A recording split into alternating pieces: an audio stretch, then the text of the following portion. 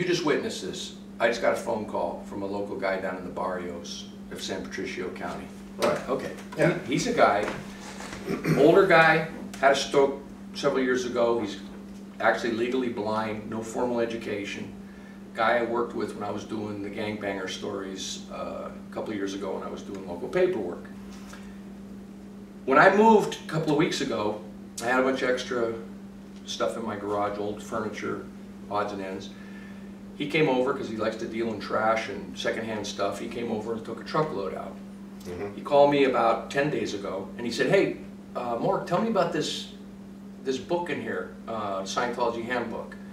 He read the introductory part of it, all about the religions and all that stuff, and he got to the end of it. He said, it's kind of interesting, but do I gotta like get rid of Catholicism, you know, if I do this? I said, no, that's just the PR part. Get into the meat and potatoes of it. Didn't think anything of it. He calls me back a few days later and says, you know, there's some really good stuff in that book. He said, I was reading, and he said, I went and got myself a dictionary, which I never used before, which he says that alone is incredible, able to understand this stuff. But he says, you know, my old lady, she's so wrapped up in this gang business for the past 5 years, she can't think of anything else, and she doesn't ever do anything about it. So I learned from this book that if she raises her affinity, reality, and communication with the problem, she has a greater understanding and therefore can do something about it. And I explained it to her, and she started doing it for the first time ever.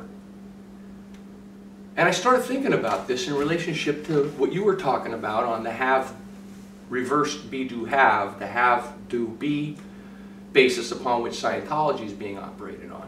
Right. Well, that was really what you said. Right, but it was in response to the story you told about the idol orgs, etc. Right. Okay, you got to have a cathedral in order to impart wisdom. Which, incidentally, if you want to go back to fundamentals, my philosophy by L. Ron Hubbard, exactly. It's they're building ivory towers and nobody's allowed in. Okay, books are the first line of dissemination. Always was when LRH was around. You get a book in the guy's hand, you're imparting knowledge.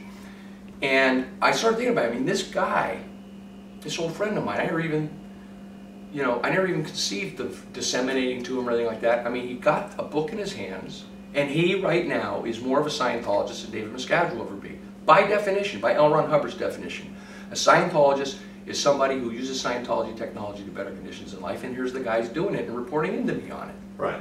Okay. So, my thought is this. Ever since L. Ron Hubbard died, the emphasis has been to actually destroy what he was doing during the last few years of his life, which was get books and knowledge into the hands of people. I mean, essentially, that was the thrust that created the boom of the 80s. And, of course, the 70s and the 60s. And the 50s. And the 50s, right? I mean, you and I were there. Right. It's all off of that. Wipe out Ronnie Miscavige, wipe out Bill Demdu, wipe out Jeff Hawkins, wipe out Steve Hall, wipe out every one of these marketing geniuses. Right. Whose main, they understood that. You get the knowledge out there. And I realized something.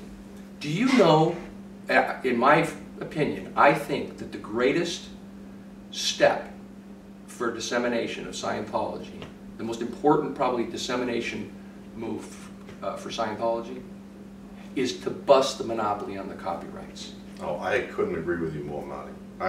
I don't even think it's just the dissemination. I also think it's the purity of the technology. I know that that sounds contradictory to what everybody thinks, but I don't mean to interrupt, but just one thought. If instead of going to a Miscavige palace and getting regged for IAS donations, for this donation, for that donation, SEC checked, etc., you could go next door to someone else's Scientology delivery center, and you've got to choose which one do you want to go to based on the excellence of the delivery, how the people treated you, whether you felt like you were being ripped off or whether you felt like you were just a mark that walked in the door. It would be the end of what's become the vulture culture of Scientology. Absolutely. Now I agree with you.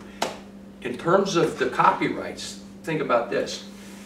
If we were 30 years down the road or 26 years down the road or whatever the thing is, 50 years after the author's death, and Penguin Books was free to pick any book they want to pick that they think is going to, I mean, they would be publishers all over the place reprinting these books and doing it on their own dime. Right. Yeah.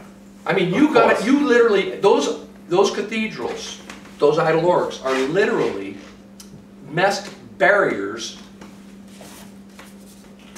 to getting your hands on a book. I mean, that's what I agree with you. You know? I agree 100%. I mean, I think that also a part of the answer to this issue with books is, in today's world, the internet provides the solution to the dissemination of the technology. Someone said recently, I think it may have been Dan or Jeff, you know, there is that reference where LRH talks about the ideal dissemination program. He says it would reach everybody and blah, blah, blah, and it would be free. Actually, that exists now. I know it does. It really does. And if the materials were available to people, and people could read Dianetics on the internet and, you know, download it and study it and go off and start applying it, the recreation of that 1950 grassroots wildfire movement is almost inevitable. Right. And you know, factually, one of the fundamental things that people need to understand is they are absolutely, because they've been so ingrained to think that the monopoly is Big Brother and you can't escape it and it has to be that way. You can literally apply, as a profession, you could literally apply everything ever written by L. Ron Hubbard, and they are powerless to do a single thing about it, provided you don't do only two things. One is you don't sell the words. Right. There's no copyright violation. You can do anything else you want in the world and there's no copyright violation, provided you don't sell a recompilation or a compilation of the words. Number two is using the trademark words in a promotional setting. You can say to the world and announce to the world on a communication basis, you just can't, of what you're doing, you simply cannot use that mark in a promotional, you can't put a sign up that says that, or you can't put a promotional piece out that says that. Right. But otherwise, you are absolutely free to apply everything in Scientology outside of radical Scientology cathedrals. Of course. And you know what the proof of that is, Marty? That there is huge amounts of money devoted to getting people to donate books to libraries. Now that started out with a very valid thing. I remember you were on that when you were LRH PRO. Exactly. Yeah. Just get LRH books into libraries. Yeah. You can actually go borrow the materials from a public library and go and apply them. Sure. You can go and apply them together, you can form a little group, you can do whatever you want.